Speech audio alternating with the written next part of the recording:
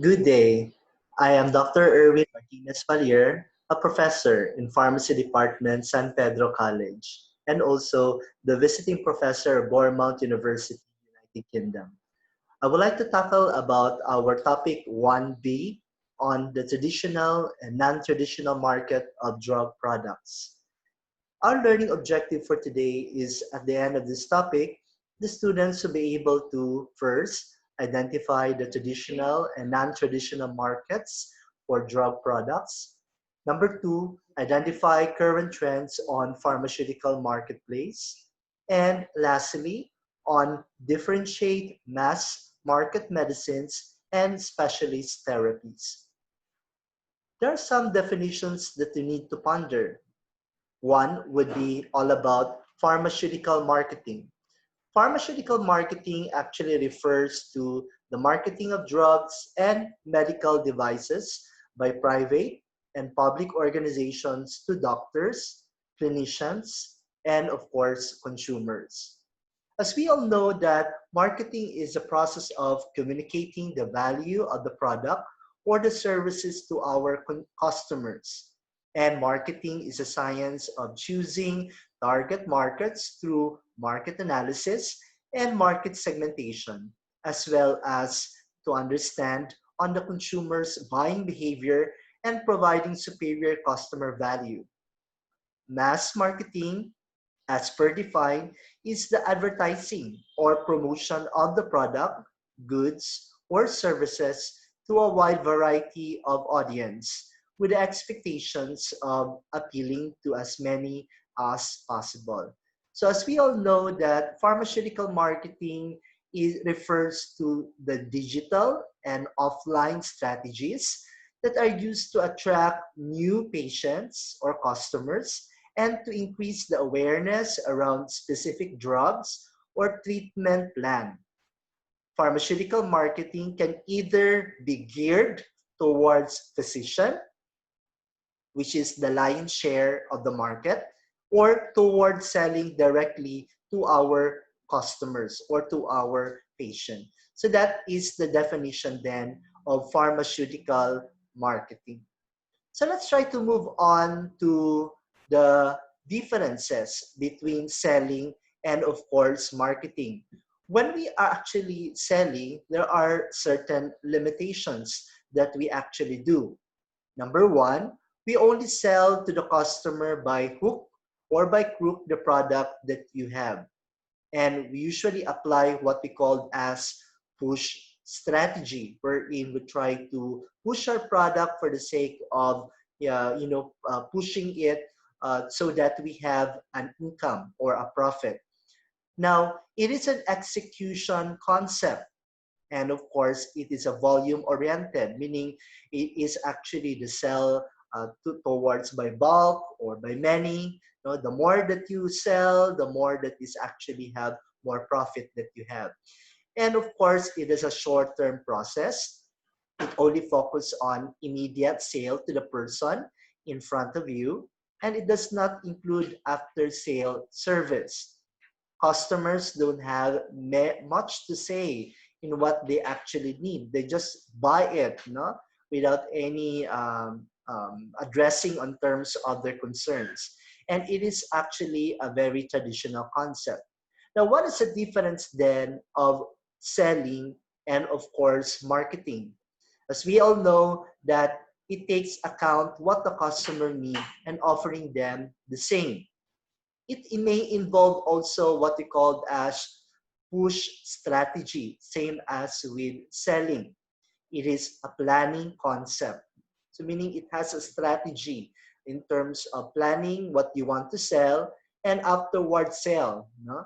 And of course, it is customer-oriented comparison with selling. At the same time, also with marketing, it is a long-term process. Why is it that it is a long-term process? Because there is what we call as an after-sale of service, which are very important criteria in terms of marketing the product. It is a very long process and it usually focuses on customer retention. So we want our customers to buy again our product after, because they know that there is a good customer service. And of course, we have products are tailored made to suit our customers. And this is what we call as a modern concept. So there are really differences between selling and of course marketing. And that would be number one, that marketing is actually focused on customer retention rather than it is just an immediate sale of a person in front of you. So that's one of the difference. Number two is that there is after sale in comparison, if that would be in terms of selling, that it does not include after sales service. And the products are actually tailored based on the suitability and the services that we provide to our certain client. Like for example, in the pharmacy, in the marketing services that we have, there's what we call as extended services to our patient. Like for example, we provide blood pressure monitoring, glucose monitoring. We provide smoking cessation program to our consumers who want to stop smoking.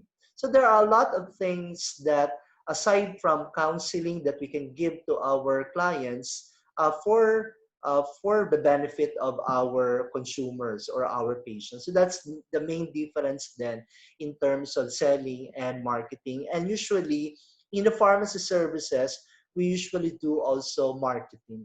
Okay. So next one would be part of our objective is to differentiate what are the different types of market that we have. And one of the market that we have for pharmaceutical industries are actually the traditional market. And what is all about traditional market? Now, there are different types of the traditional market, and that would be the pharmacists, the doctors and clinicians that involve also diagnostic centers, and of course our consumer or our patient. So there are three or more of that in terms of traditional market. So again, we have pharmacists, we have also doctors and clinicians. We have also our patient. Now, the industry has traditionally relied on aggressive marketing to promote its product, no? Not only with pharmacy, but then also with doctors and also our clinicians and patients. Now, in recent studies that between 1996 and 2005, their total real spending on pharmaceutical products rose from 11.4 US dollars, not billion US dollars, to about 29.9 billion in the United States. There are other studies looking at with true figures like having their meetings, promotions added up to that. It is closer up to 57.5 US dollars, billion US dollars in terms of the real term. So income, there is really a good investment for pharmaceutical products looking at actually in the market. Now, how they sell their products, how they promote their products and market their products towards the doctors, the pharmacists, and of course, the consumer. Now, looking at this three traditional markets that we have, we always say that pharmaceutical marketing can either be geared, no, towards the physician, which is actually the big share of this traditional market for drug products. Because of course, usually the doctors actually prescribe the medication, and if that would be the case, then the doctors have the power in terms of what would be the medication that they're going to give, to the certain patient or to the client. Unlike with in the pharmacy, we usually receive the prescription, especially ethical or prescription medicine, and then we actually dispense it to our clients or to our customers then, or our patient. Now, and or towards selling directly to our customers, from these pharmaceutical industries. via the pharmacies. No? A pharmacy can either be independent drugstores or chain drugstores like Mercury, but there's also a lot in terms of independent drugstores that are already in the market. Now, one of the example of this traditional market is actually your HIV drugs market. Usually, those antiretroviral agents are actually being distributed towards some clinics, no? Clinics from the doctor or clinics from the Department of Health or government hospitals or government clinics, no? Particularly in the Philippines, because it is actually not sold, but it's actually free, no, for those patients who are living with HIV and AIDS. They actually been given, no, for free. No, by unlike if that would be in the Northern America, in European countries, some of it are actually for sale, especially those who have elevated their status quos also in life, no? Meaning economically, they can actually buy it, no? So that's basically for HIV drugs market. And for this market is quite very high, no? As we all know, there are almost 25 million in 2018, and it is forecasted or projected to have 40 million in terms of market size for HIV drugs, no, from 2018 to 2026. No? And in terms of diagnostic in 2019 to 2027, it actually mentions here that mostly are, no, saleable in Northern America and in European countries, and of course in Asia Pacific in the test for HIV and AIDS. No? Usually, these HIV and AIDS diagnostic tests are actually been done in some of the particular diagnostic centers or clinics in the certain hospitals or in the clinics in the physicians. No, so these are actually for diagnostic market, and usually for diagnostic markets, it's quite a high market also, and it's quite very expensive, especially for diagnostic kits. No, especially in COVID-19 pandemic, it costs around for that kit RT-PCR only alone. No, it's quite very expensive. That range from 5,000 to even 20,000 pesos each kit. No? So it's quite very expensive if that would be for diagnostics.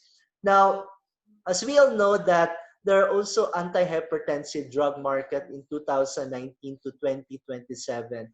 And usually for this antihypertensive agent, these are sold actually in some of the retail pharmacy or hospital pharmacy or online pharmacy. And of course, our law in the Philippines actually prohibited doctors in dispensing medication. Of course, the medicines are actually being sold in the retail or in the hospital pharmacy. No? So there is really a particular area where in drugs, because it has been regulated by the Food and Drugs Administration. So it's quite very viable to say that there are distribution channels or market, as we all know, for antihypertensive drug market in 2019 to 2027. And as you can see in Northern America is quite higher in terms of antihypertensive drug market in comparison with Europe, Asia Pacific, and all. Because as we all know that in Northern America and other parts in America, there is quite a lot of cases of obesity and risk factors associated with hypertension. So that's one of the case.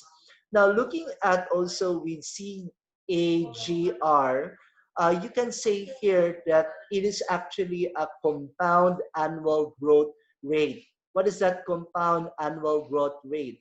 This is actually the rate of return that would be required, no, for an investment to grow from its beginning balance to its ending balance, assuming the profit were reinvested at the end of each year of the investment lifespan. So that's the meaning of compound annual growth rate. So for antihypertensive medication, there is a compound annual growth rate of 2%, no? Or more or less 2%. And the market value going to 2027 as forecasted or projected, that would be 33.9 billion US dollar, quite high, right?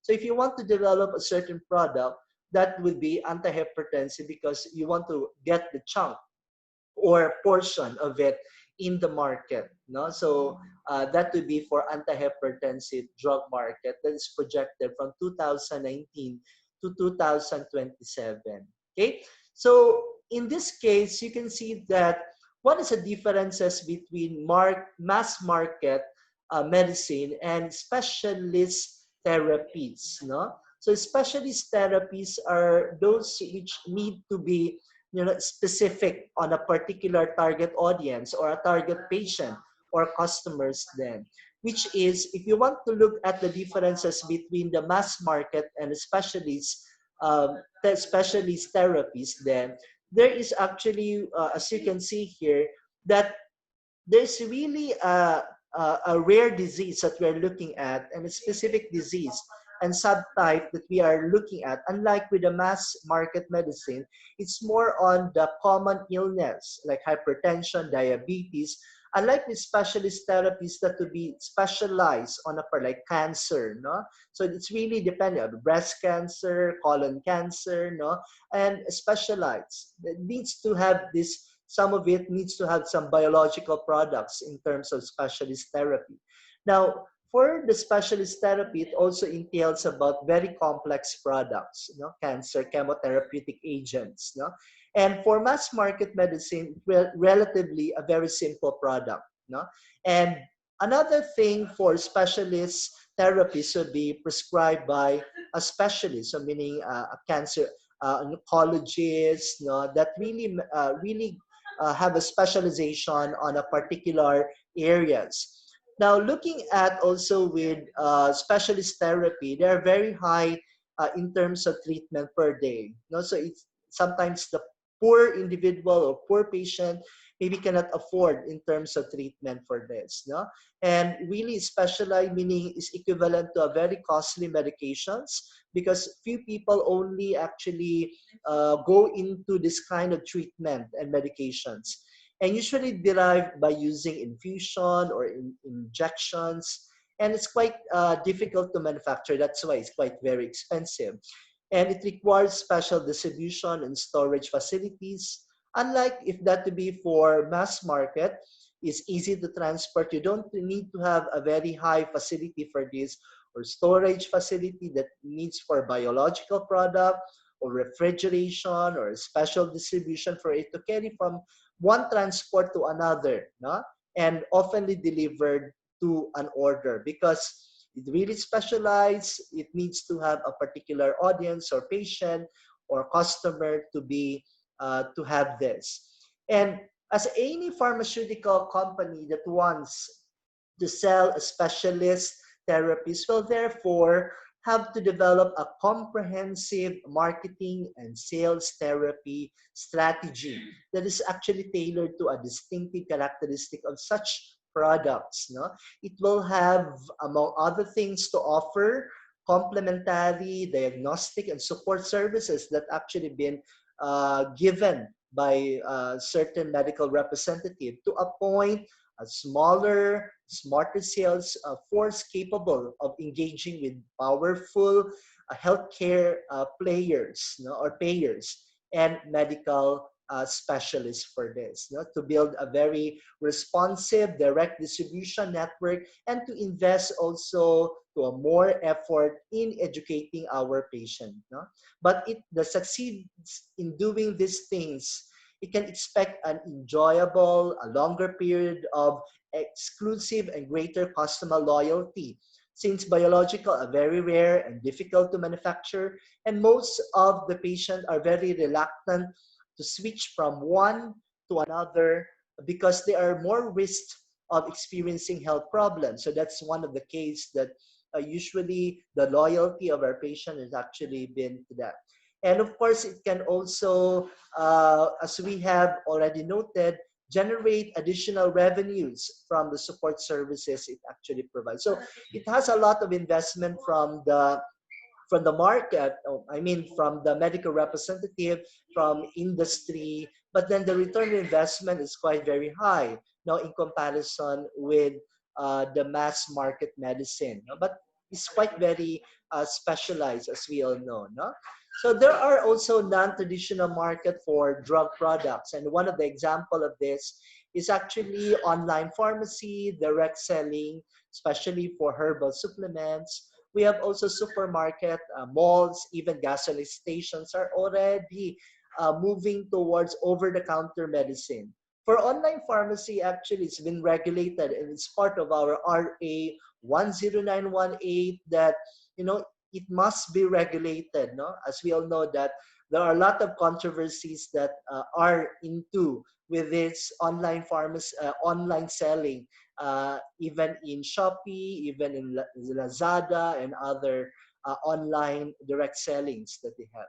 So it is a must that pharmacists must really be vigilant of what they are selling also, no? Because they may sell products that are actually ethical or prescription medicines. Okay, so these are some of the non-traditional market for drug products. So online pharmacies, you need to have pharmacists for this also. Direct selling, especially for some direct sellings would entail those members of it, or they may call it as a um, um, direct selling for certain herbal supplements. No, so there are a lot of things going on already about direct selling. For example, Usana and all. No, and of course we have supermarket and malls.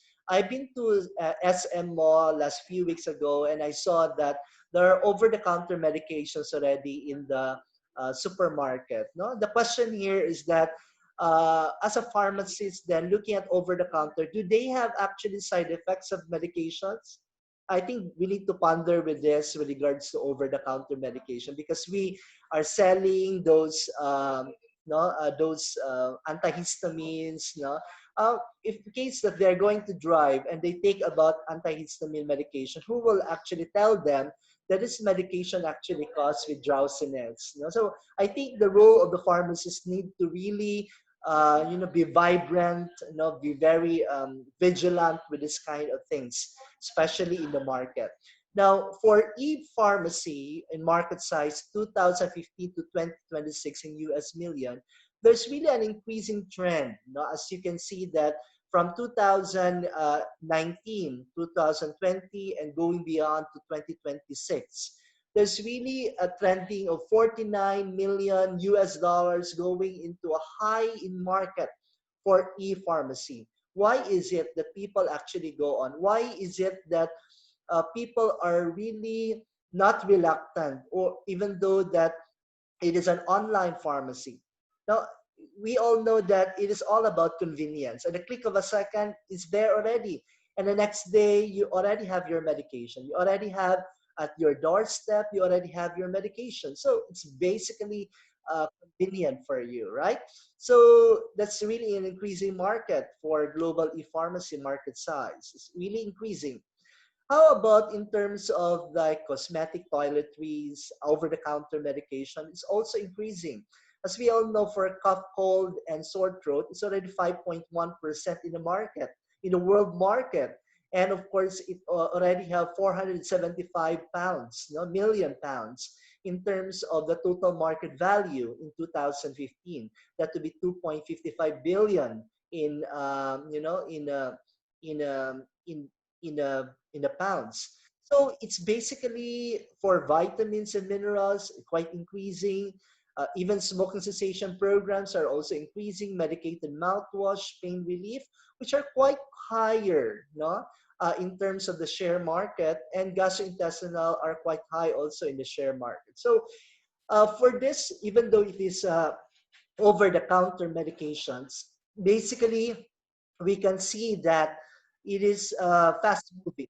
And when we say fast moving, it is equivalent to a high market.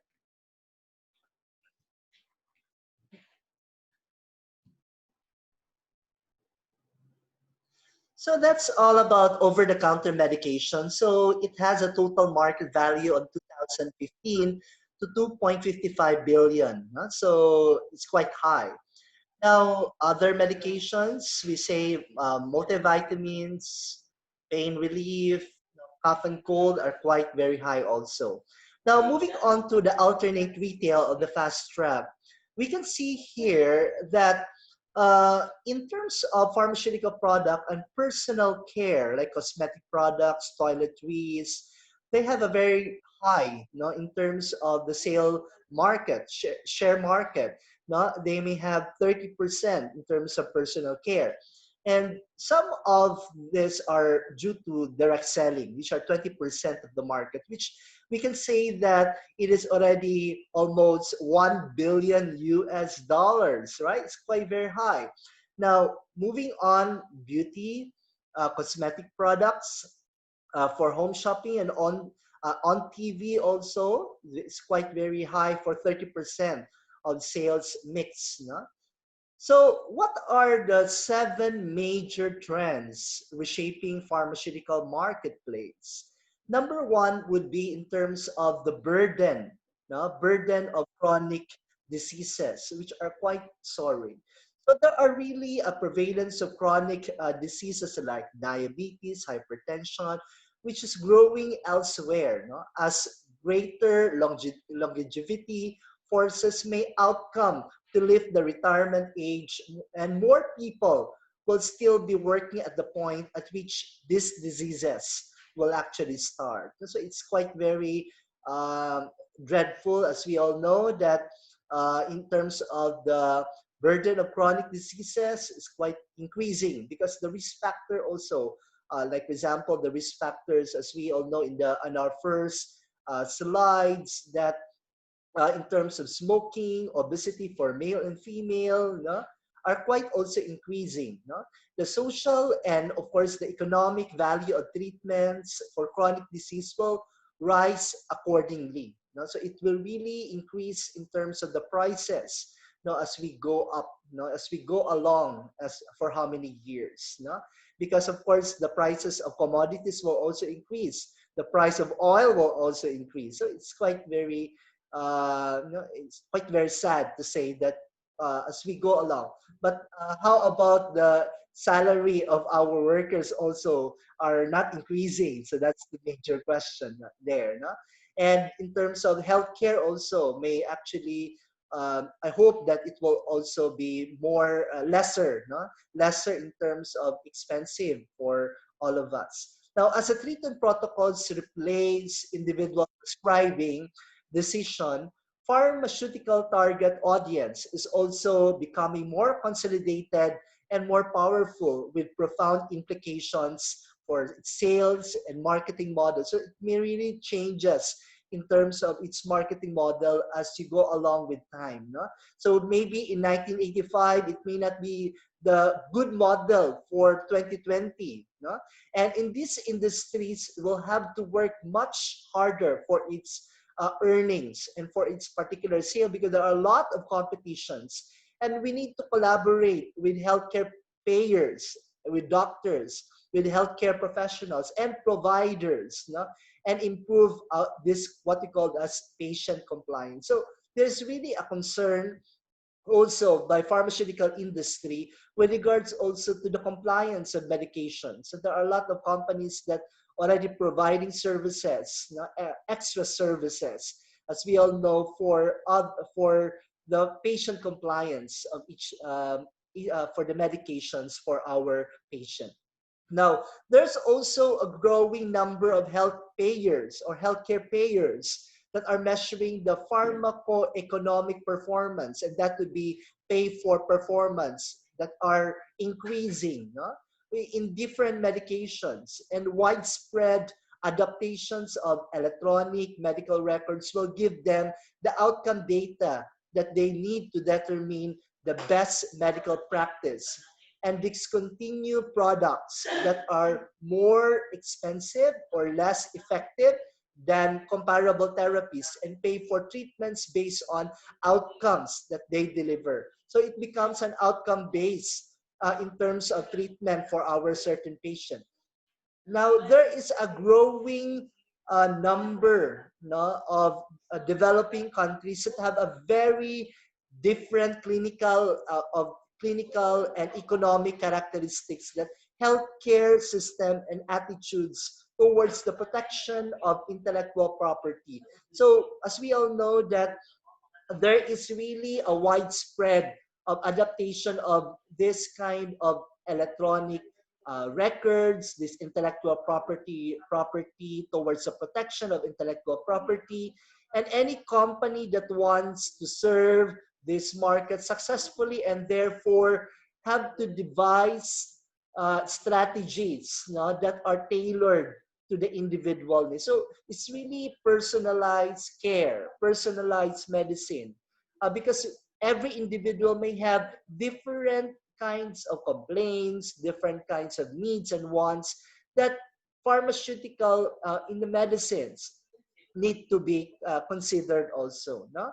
So that's why, as we all know that there are pharmacogenomics already that are developing personalized medicine, are already developing nowadays because of this concern. Because as we all know that we may have different genetic makeups that we need to consider. Now, for the 7 major trends of reshaping, we all know that number one, the burden of chronic disease are high. Number two would be the healthcare policymakers and payers are increasingly mandating or influencing what doctors are prescribing. Nowadays, we have Generics Act of 1988, no? That influence also the prescribing of generic medications to our patient because the innovator drugs or proprietary drugs, no, or the branded medications are quite very high in the market. So that's why it is being implemented by the government to have this affordability for the patient, especially for poor people. No? And of course, pay for performance is on the rise. No?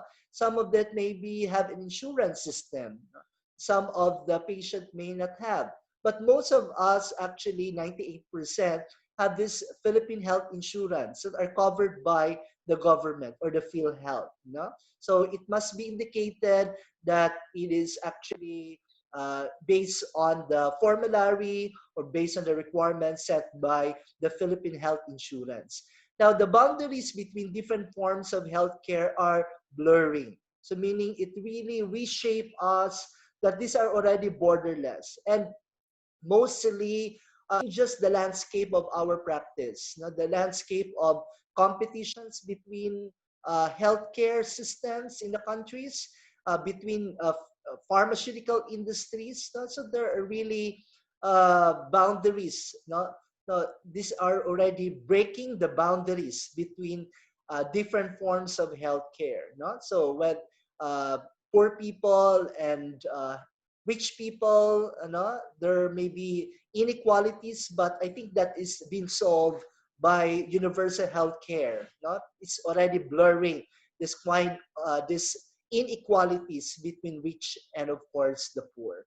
Now, the markets of the developing world where demands for medicine is likely to grow most rapidly over the next 13 years are highly varied. No? So as we can see that Indian medications, Indian medicines, in comparison of that in the Philippines, as we all know, is quite very high in terms of the pricing here in the Philippines. In comparison, when I was in Malaysia, it's quite very cheaper only in comparison to Philippines for medication. No? They usually buy it by bulk, but here in the Philippines, we cannot even afford it to have in one pack, no, in one blister pack. So it's quite very ironic and very sad to tell that many governments are beginning to focus on prevention rather than treatment, although they are not yet investing very much in preemptive measures. So these changes, as we all know, really emphasize in that will enable pharmaceutical company to enter the realm of health management. But it is actually to do so, it will have to rebuild its image since healthcare professionals and patients will not trust the industry to provide such services unless they are sure it has their best interest. What is that best interest? To actually elevate from sufferings, to elevate from their disease, right? So mostly of the government agency, they focus on preventions. They focus more on, as the government in the Philippines actually would say, don't go on to the tertiary hospital. Let it be that in the universal healthcare, we'll be able to solve it in a primary healthcare, in your healthcare centers, no? So we'll be able to empower the healthcare centers and be able to have this kind of treatment for people rather than they go into the tertiary hospitals we're in. They may actually suffer much, no? In terms, especially this COVID-19 pandemic.